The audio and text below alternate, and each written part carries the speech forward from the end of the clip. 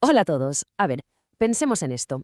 Un pequeño descuido, un accidente que nadie esperaba y de repente la pregunta del millón. ¿Quién paga los platos rotos?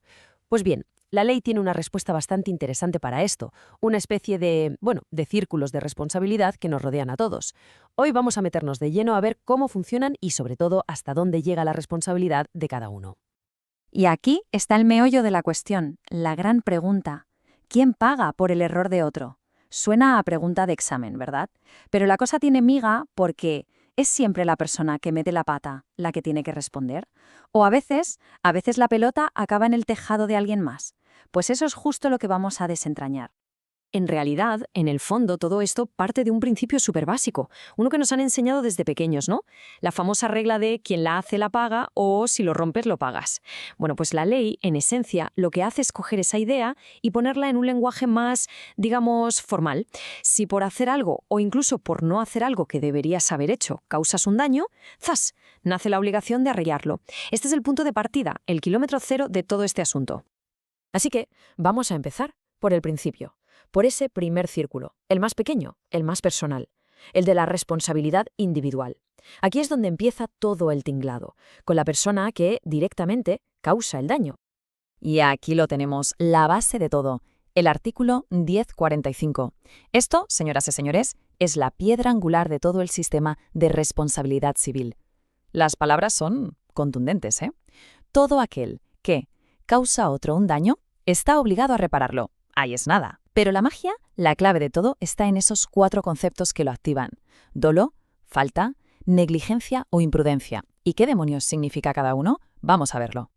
A ver, vamos a desmenuzar esto. El dolo, posesir a hacer daño a propósito, con mala leche. Luego está la falta, que es más bien un despiste, un error sin querer.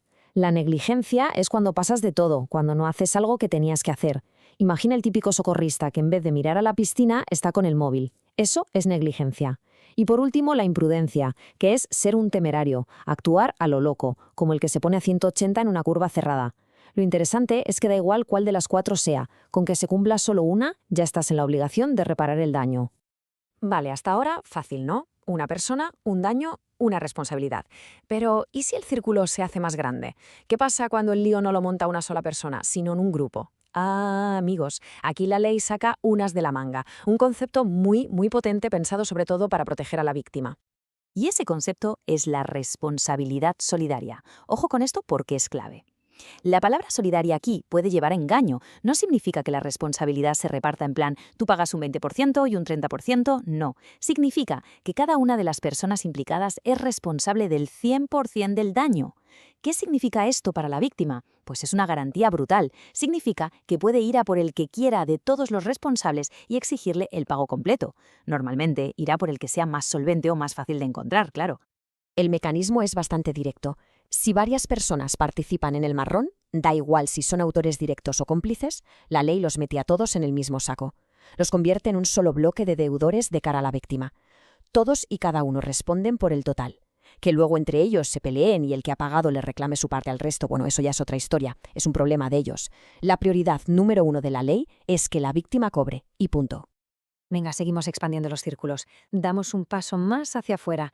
Ahora entramos en el círculo del cuidado, de la vigilancia. Aquí la cosa se pone interesante, porque la responsabilidad ya no es por algo que se ha hecho directamente, sino por lo que ha hecho alguien, que estaba a tu cargo. Pensemos en padres, tutores, profesores. Fijaos qué curioso cómo la responsabilidad puede pasar de unas manos a otras. Es como una patata caliente. En principio, los padres y tutores son responsables de lo que hagan sus hijos menores de 15 años que viven en casa. Lógico. Pero, ¿qué pasa cuando el niño está en el colegio? Pues que la patata caliente pasa al centro educativo, o si está trabajando, al jefe. La responsabilidad, ese deber de vigilar, se transfiere a quien tiene al menor bajo su cuidado en ese momento concreto.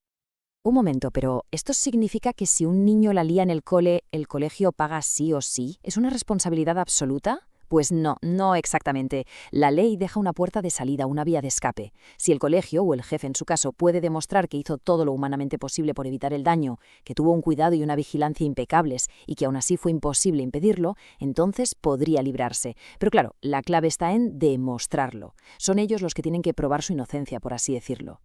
Y con esto llegamos al círculo exterior, el más grande de todos, el que abarca más situaciones. La responsabilidad del jefe, del empleador, del patrono. Aquí el principio es que la obligación de reparar el daño se extiende a la persona o empresa que encarga un trabajo, por las cosas que hagan sus empleados mientras curran. Básicamente, la ley le dice al empleador dos cosas muy claras. Primero, elige bien a tu gente, o sea, asegúrate de que contratas a personas competentes para el trabajo. Y segundo, vigila lo que hacen. Tienes el deber de supervisar cómo ejecutan sus tareas. Si fallas en una de estas dos cosas, en la elección o en la vigilancia, te conviertes en responsable por los daños que cause tu empleado. Así de claro. Pero ojo, mucho cuidado aquí, porque no todos los jefes juegan con las mismas reglas. La ley pone el foco y dice, un momento, no es lo mismo tener una pequeña tienda que dirigir una central nuclear.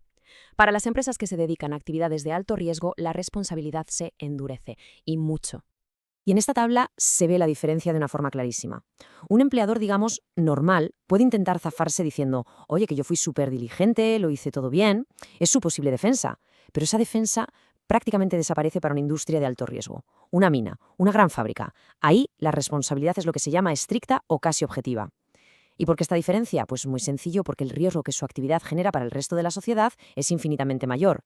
Y lo mismo pasa con las empresas de transporte, que también tienen un régimen muy duro, con poquísimas excusas válidas. Al final, el mensaje de la ley es cristalino. A más riesgo, más responsabilidad. Si tu negocio se beneficia de una actividad que puede generar un peligro gordo para la gente, la protección de esas posibles víctimas es la prioridad número 1. Por eso se endurecen las reglas del juego para ti. Es una cuestión de equilibrio. Y así, casi sin darnos cuenta, hemos dibujado todos esos círculos de la responsabilidad. Empezamos con el individuo, con el yo, y hemos acabado en la gran empresa. Todo esto nos deja flotando una pregunta final. Una de esas que dan para pensar, ¿no? ¿Dónde está exactamente la frontera? ¿Dónde termina la responsabilidad propia y empieza la de los demás? La de nuestros jefes, nuestros padres o simplemente la de la gente que nos rodea. Es una pregunta complicada y desde luego no tiene una respuesta fácil.